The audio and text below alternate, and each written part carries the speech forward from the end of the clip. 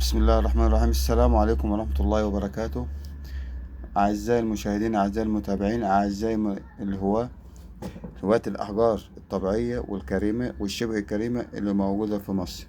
الأحجار دي هتقابلك وانت ماشي. الأحجار ديت ممكن تلاقيها تحت ايدك، ممكن ترميها في أي حتة. الأحجار ديت اعرف شكلها واعرف أنواعها واعرف ازاي تعرف الأحجار دي.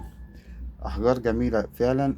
مصر مليانة كنوز، وكنوز بأنواعها، ومن ضمنها الأحجار الطبيعية والكريمة وشبه الكريمة. شوف الأحجار وجمال الأحجار اللي موجود. عقيق المصور. شوف حتى شكل التصوير من جوه، شكل المعادن والشوائب اللي جوه. عقيق الطبقي. طبعا هوريكم الأحجار دي كلها برضك شفافية، وازاي تعرف الحجر. تجيب الحجر زي كده، طبعا بيبقى ملمسه ناعم، بيبقى جواه أشكال على الإضاءة، يبقى كده حجر. الشفافية بتاعته زجاجية. الحجر التاني او المرحلة التانية من اختبار الحجر، تجيب مسمار صلب وتخدش بالحجر. انخدش يبقى حجر اقل من الصلابة اللي احنا مطلوب منها، اللي هي العقيق والكوارتز. ما انخدش يبقى ده معاك حجر. اختبارات الاحجار بتتم بالخدش، عشان كده بنقول صلاة الحجر وبالذات الحجر العقيق من 6.5.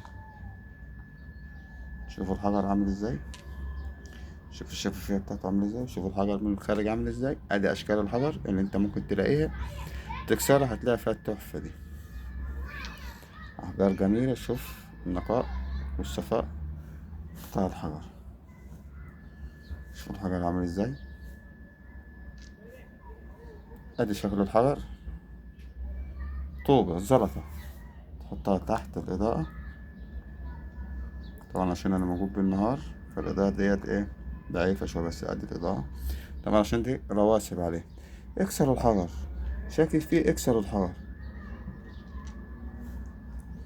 هتلاقيه تحفة من جوه. شكرا لحضراتكم على المتابعة.